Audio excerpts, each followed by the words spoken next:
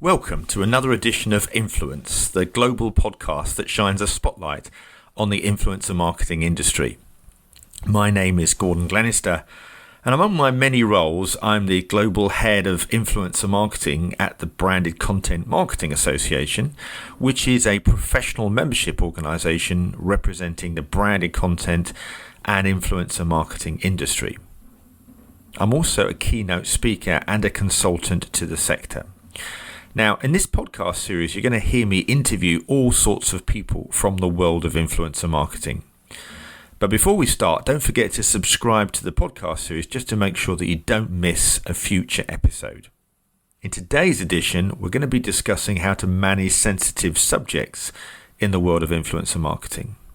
We've seen influence, of course, used very successfully throughout the coronavirus period, not only with campaigns to promote well-being and mental health, but also more sensitive subjects too. I wanted to find out a bit more about how to address these delicate topics, so I caught up with Sophie Crowther, and she's the head of influencer talent at Brave Bison. Sophie ran an amazing campaign around reporting indecent images online, and that created some amazing and spectacular results. Sophie is based in Singapore, and she started by giving me an interview about her role and how she selects talent. Brave Bison, for those that don't know, is a social agency. We specialise in the creation, distribution and monetization of social content across a whole variety of platforms. We're based in London and in Singapore, and we do everything from the creative campaign management and production, all the way to publishing and paid social. So we kind of do the whole end-to-end piece. We are an agency technically, but we do see ourselves as a bit more creative and boutique and specialized in that sense. And then me personally, who I am, I'm the head of influencer talent for Brave Bison. I'm based in Singapore, and I oversee specifically our APAC influencer marketing operations, and starting to do a little bit more of a global holistic look at the business as well. So I moved to Singapore in 2017 to take up the position of head of talent here. I've been at the business for 6 years. I came from the London side, was brought over to the APAC business to basically start from scratch our whole influencer offering over here. I've held this position for 3 years now. And what challenges did you face when you started out, particularly in a different country? A lot. Coming to a completely new region, I didn't have any contacts here. Even us as a business were really new here. So we'd really started to ride a wave of some pretty big clients for us. It started this whole snowball effect, which is what brought me over here in the first place.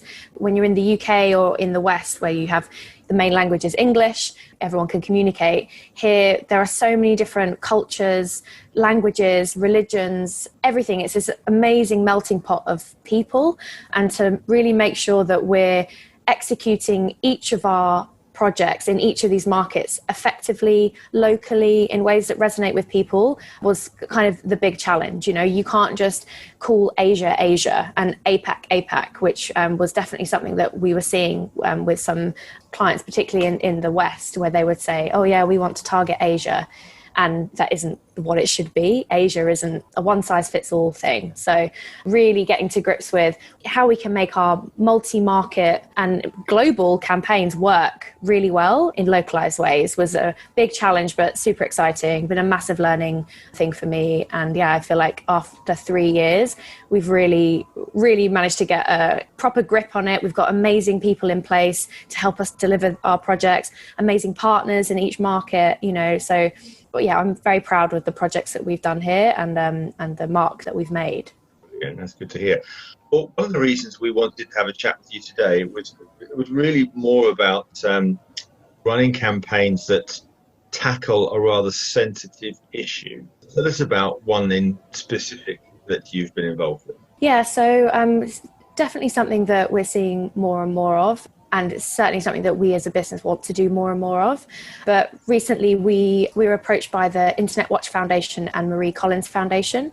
They came to us because they needed to increase understanding in the UK amongst 18 to 24-year-old males of how to report indecent images of children. And when you see them online, how to report them and why it's so important to do so. So obviously, yes, this is an extremely sensitive topic, and not one that you do see on social media or with influencers that often, because it is so sensitive. But, you know, as a social content company, we were really well placed to actually come up with a right idea and a way that we can execute this effectively using social media, making sure that we are identifying the right types of talent that can reach these audiences in the right way. You know, I think the best way for us to have looked at this was kind of looking back and how charities have done it before. You know, celebrity, for example, celebrities have long been associated with charities, using their influence to raise awareness and support for good causes. So it's kind of just applying that format and methodology to the new, I guess, this new type of celebrity, which are the social media influencers. And, you know, to really make sure that we can apply a similar strategy to this, to make sure that we can come up with a call to action that would resonate really strongly with our target audience. So these UK 18 to 24-year-old males, you know, how can we reach them about this sensitive topic and that will actually make them, you know, stop, look, and take action? The way that we did this was being able to identify two very prominent, influential content creators. We partnered with a guy called Crascall, who's a really famous online comedian, and a guy called EmanSV2, who is a really big football content creator, both with incredibly high reach in our target market, very highly engaged audiences, because that was obviously going to be really key for us. We can't be just using talent that their audiences aren't going to react, they're not going to engage. You know, we really needed that two-way conversation to be happening. And we also needed the talent that we were going to work with to be believable, authentic ambassadors for something like this. You know, finding the right talent is a massive, massive part of that, to make sure that we were going to get this right.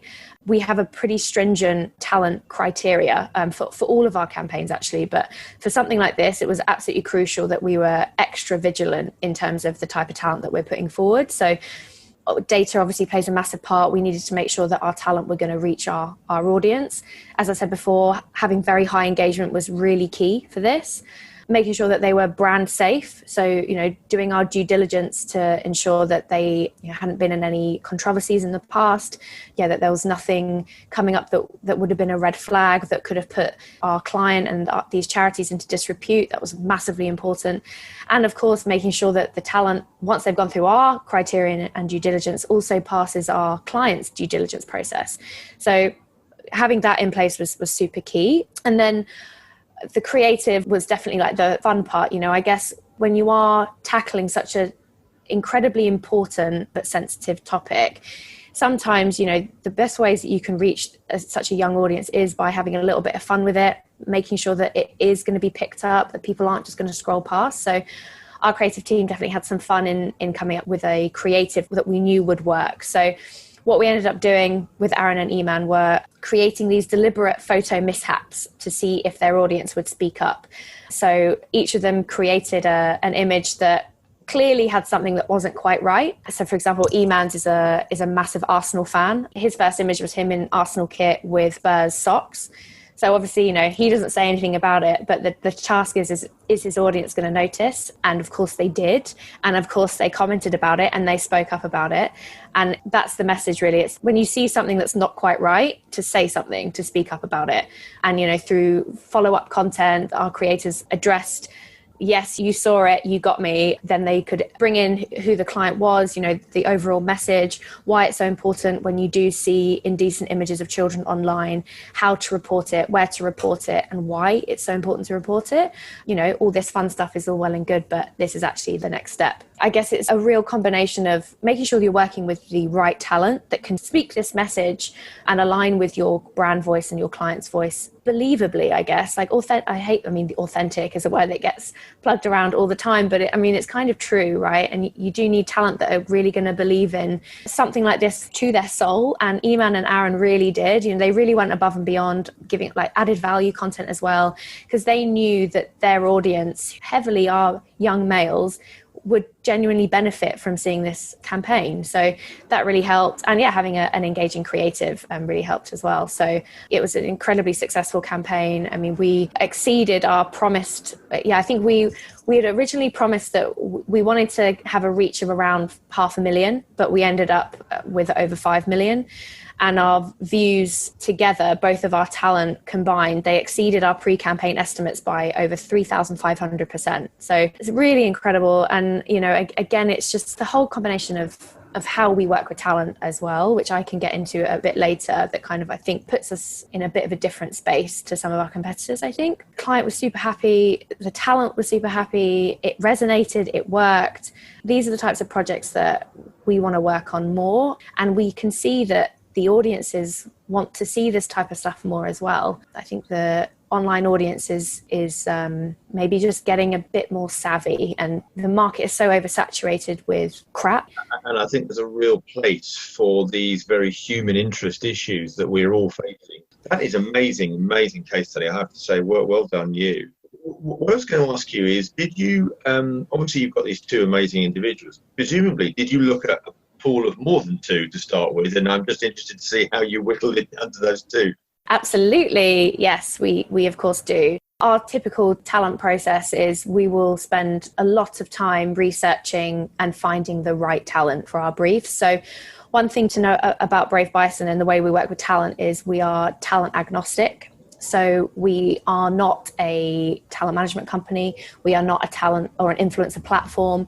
We aren't limited to a set roster of talent that we will continuously plug to our clients. So what we do instead is we spend huge amounts of time growing these non-exclusive relationships with talent, either talent direct, talent managers, MCNs all over the world, as well as our data partners as well that can help us source talent. But it's the combination of the two really, which has really been able to build us a much richer, a more interesting, a way more human level of talent relationships. Since I've been there in the last 6 years, definitely in the last 3, where this talent agnostic model, like I've been rolling out. So we will hone in on that first. Plus we use huge amounts of data to help us source talent, but it is our relationships first, the human aspect of our vetting. So I believe that data can only really take you so far. It's obviously a good place to start, but our team will look at, well, they'll actually watch a lot of the content. They'll consume it till they're blue in the face,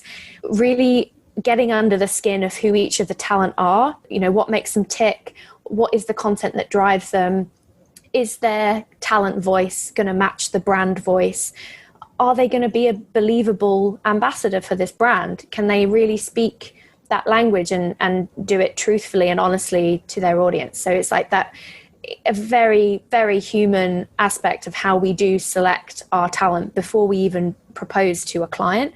But yes, we start with huge lists of people, which then get vetted down. And then, we'll probably go to our client with 20 to 30 really strong talent that we believe could be really good ambassadors for this. And then, we will work really closely with the client and, just getting in deeper into what they're looking for, what they want. Then it all starts to kind of align very closely with our creative strategy as well, because usually our creative and talent are happening at the same time. So once that kind of gets to be much more aligned and in sync, that list gets smaller and smaller, because we are just better able to say, you know what, these two talent, these are going to be the guys that are really going to be able to drive this home.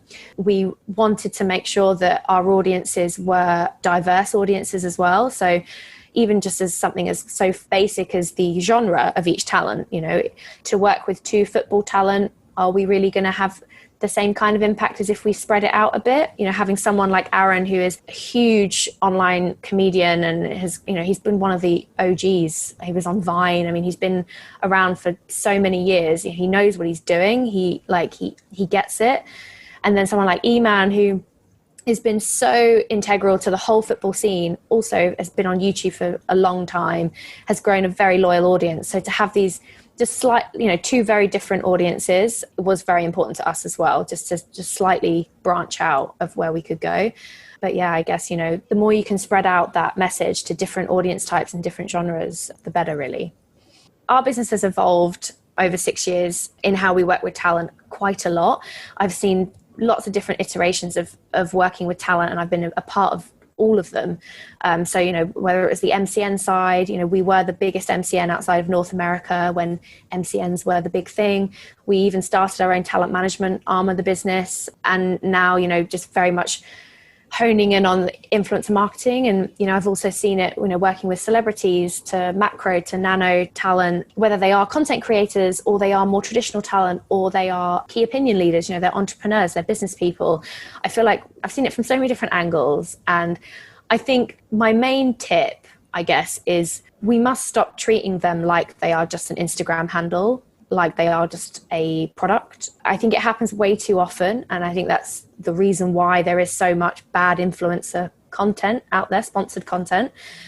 Treating them like they are people, like they are an extension of your team. Once you can reframe your mind in this way, and, bring them on as a consultant or bring them on really early on, like have them as a part of the creative process, put them behind the camera as part of the crew, like just understanding that they are a real person. And by the way, they understand their audience way more than you do. As soon as you can change that, the whole process will be just way more enjoyable. Everyone will get more out of it. Everyone will leave happier.